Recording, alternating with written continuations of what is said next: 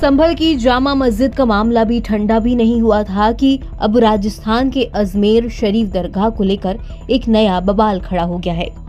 हिंदू सेना की ओर से एक याचिका दायर की गई। इस याचिका को अजमेर की स्थानीय अदालत में सुनवाई के लिए स्वीकार कर लिया गया है। सुनवाई के दौरान मुस्लिम पक्ष ने सरकार से मांग की है कि इस तरह हर मस्जिद में मंदिर तलाशने की नई प्रथा पर रोक लगानी चाहिए। ऑल इंडिया सूफी सज्जादा नशीन काउंसिल के चेयरमैन और अजमेर शरीफ दरगाह के चीफ के उत्तराधिकारी सैयद नसीरुद्दीन चिश्ती ने कहा कि दरगाह 850 साल पुरानी है और इसे 100 साल पुरानी एक किताब से खारिज नहीं किया जा सकता। एएनआई से बातचीत में चिश्ती ने कहा कि अदालत ने सभी पक्षों को नोटिस जारी किया है। एक है दरगाह समिति एएसआई और तीसरा अल्पसंख्यक मामलों का मंत्रालय। मैं ख्वाजा मोइनुद्दीन चिश्ती का वंशज हूँ, लेकिन मुझे इसमें पक्ष नहीं बनाया गया। फिर भी ये हमारे बुजुर्गों से जुड़ा दरगाह का मामला है, हमने इस पर निगाह बना रखी है। सैयद नसीरुद्दीन चिश्ती ने कहा कि नई परिपाटी देश में बनाई जा रही है। आए दिन कभी किसी मस्जिद में मंदिर का दावा किया जा रहा है, कभी किसी दरगाह में। यह हमारे देश के हित में नहीं है। कि आए दिन देखने में आ रहा है कि कभी किसी मस्जिद पे मंदिर का क्लेम किया जा रहा है, कभी किसी दरगाह पे मंदिर का क्लेम किया जा रहा है। ये हमारे समाज के हित में नहीं है, देश के, ये हमारे देश के हित में नहीं है। आज भारत ग्लोबल शक्ति बनने जा रहा है। हम कब तक मंदिर और मस्जिद के विवाद में उलझे रहेंगे? हम हमारे आने वाली जनरेशन को क्या मंदिर और मस्जिद के विवाद देके जाएंगे? ये जो चीप पब्लिसिटी पाने के चक्कर में, ये जो जल्दबाजी में गैर जिम्मेदाराना कदम उठाए थे लोग बाग और ऐसी हरकतें करते हैं जिससे लाखों करोड़ों लोगों की आस्था को ठेस पहुंचती है। जहां तक अजमेर दरगाह का सवाल है, अजमेर दरगाह से हिंदुस्तान ही नहीं, पूरी दुनिया का मुसलमान, हिंदू, सिख, ईसाई सब जुड़े हुए हैं। सबकी आस्था इस दरगाह से जुड़ी हुई है। अजमेर का इतिहास 850 साल का इतिहास है।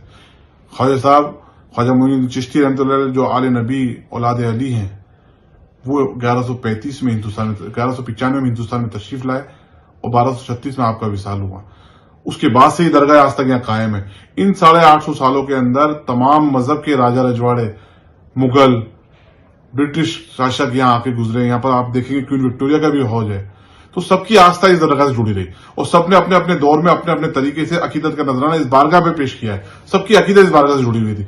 आज गुम्बद मुबारक के अंदर जो चांदी का कटहरा आप देखेंगे, जो जयपुर महाराज का चढ़ाया हुआ है, ऐसी हर राजा रजवाड़े ने, हर बादशाहों ने अपने दौर में यहाँ पर इनामात पेश किए हैं, अपने अपने अकीदत का नजराना पेश किया है।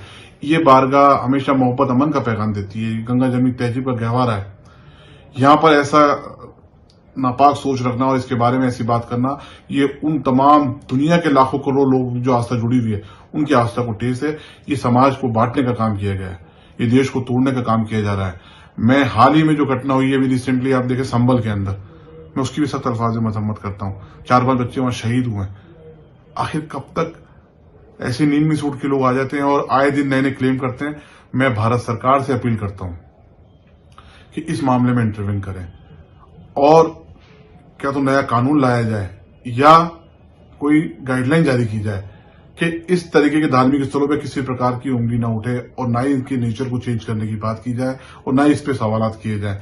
देखिए, जो 100-150 साल पहले मुकदमे जो थे चल रहे हैं धार्मिक स्थलों को लेकर के, 47 से पहले के जो मुकदमे चल रहे हैं, उनमें जो न्यायालय का निर्णय आता है उसका सबको सम्मान करना चाहिए और सबने करा भी है। उन विवादों को छोड़ें, लेकिन नए विवाद तो उत्पन्न ना करें। आज देश तरक्की के रास्ते पे गामजन है। आज हिंदुस्तान ग्लोबल शक्ति बन रहा है और हम मंदिर मस्जिद के विवाद में लड़े हुए हैं। आगे उन्होंने आरएसएस अध्यक्ष मोहन भागवत की बात की और उनके बयान को याद दिलाया। मैं इस मौके पे मोहन भागवत जी के बयान को कोट करूंगा। मोहन भागवत जी ने 2022 में कहा था, वो इस देश के एक जिम्मेदार शख्स हैं। उन्होंने कहा था कि आखिर कब तक हम हर मस्जिद में शिवालय को ढूंढते रहेंगे? क्या जरूरत है कि हर मस्जिद में शिवालय ढूंढा जाए? मैं उनकी बात से बिल्कुल सहमत हूं कि जो लोग ऐसी हरकतें कर रहे हैं चीप पब्लिसिटी के लिए, इससे हम तमाम देशवासियों को मस्जिद से ऊपर उठ करके ऐसे लोगों से सामना करने की जरूरत है, ऐसे लोगों का बाइकआउट करने की जरूरत है। जहां तक अजमेर दरगाह का सवाल है, अजमेर दरगाह के बाबत जब दरगाह ख्वाजा साहब एक्ट बनाया जा रहा था 1955, उससे पहले एक इंक्वायरी कमेटी बिठाई गई थी। जस्टिस गुलाम हसन, जो इलाहाबाद हाईकोर्ट के जज, सिटिंग जज थे, उन्होंने बाकायदा इंक्वायरी करी। उसमें थॉरोली पूरी स्टडी की गई दरगाह की तमाम बिल्डिंग्स के बारे में, तमाम बिल्डिंग कब बनी, कौन सी इमारत कब तामीर हुई, कितना दरगाह का एरिया है, पूरी हिस्ट्री के बारे में पूरा चेकवार्ड हिस्ट्री डिस्कस की गई है। और कहीं से भी किसी भी धार्मिक इस दरगाह के अंदर मंदिर का या उसके अवशेष होने का जिक्र नहीं है। इन 850 सालों के अंदर कई राइटर्स मुस्लिम्स नॉन मुस्लिम भी गुजरे हैं, उनकी कई किताबें हैं खड़ी नवाज के ऊपर, लेकिन किसी किताब में किसी बुक में कहीं जिक्र नहीं है कि यहां पर मंदिर हो या उसके अवशेष हो।